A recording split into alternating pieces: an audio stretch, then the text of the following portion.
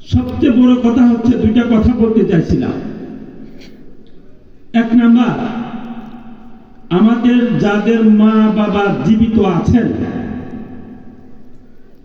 আমাদের এক বিন্দু শরীরে রক্ত থাকা অবস্থায় আমাদের মা বাবাকে কষ্ট দিব না। আপনারা রাজি আছেন? যদি রাজি থাকেন হাত তুলে দেখান।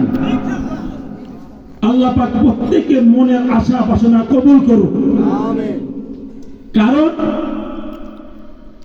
এই এলেমের পিছনে, আমলের পিছনে সবচেয়ে বড় আমল হচ্ছে মা বাবার হক। কিভাবে?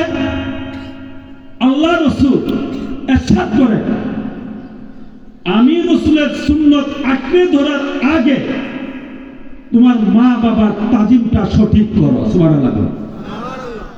তোমার মা বাবার হক তাজিম যদি সঠিক হয়, আমি রাসূলের যদি সুন্নাহর মাপকাঠি তুমি মেনে চলতে পারো, আমি রাসূল সাক্ষী দিলাম তুমি উম্মতের জন্য যত সুপারিশ করতে হয় আমি রাসূল করব।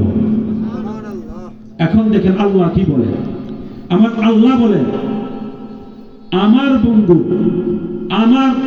বন্ধুর সুন্নাত আঁকড়ে ধরে যদি আমি আল্লাহর ফরজ হুকুম মানো, তাহলে তুমি মনে করে নাও বান্দা আমি আল্লাহ তোমার হয়ে গেলাম।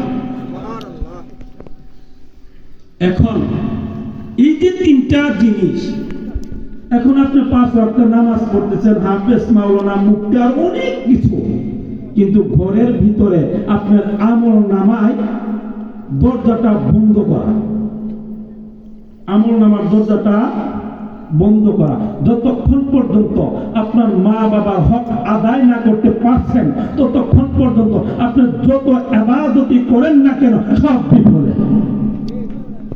বর্তমান যুগে এরকম দেখা যাচ্ছে 100-র মধ্যে 80টা বাড়ির মধ্যে মা বাবার কষ্ট। কারণ একটা কথা মনে রাখবেন, আপনার মা বেশ্যা, আপনার মা পাগড়ি, আপনার মার হাত নেই, আপনার মার পা নেই, আপনার মা চোখে দেখে না, আপনার মা আতু পাগলা, আপনার মায়ের কোন বিশ্রী দেখতো ঘৃণাযুক্ত, তবুও আপনার মা। কারণ ওই মা আপনাকে জন্ম দিয়েছেন, ওই মার কারণে আপনি দুনিয়ায় এসেছেন, ওই মার কারণে আজকে আপনার এত সম্মান, এত ইজ্জত। ওই মাকে কি করে কষ্ট দেয়? এখন ঘরের বউয়ের কথা শুনে মাকে কষ্ট দিচ্ছেন, বাবাকে কষ্ট দিচ্ছেন। এই যে বউয়ের কথা শুনতেছেন, আমার রাসূল কি করে যে তোমার মা হাজারো যদি তোমার সম্মুখে মিথ্যা কথা বলে, তুমি মনে করে নিবা এটাই তোমার জন্য সঠিক। তুমি বউকে তোমার মতো বোঝাও, বউয়ের হক তুমি আদায় করো, কিন্তু এই না যে আপনার স্ত্রীর কথা শুনে আপনার মাকে অপমানিত, লাঞ্ছিত করবেন।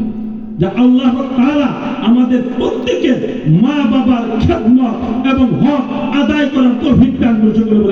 আমিন।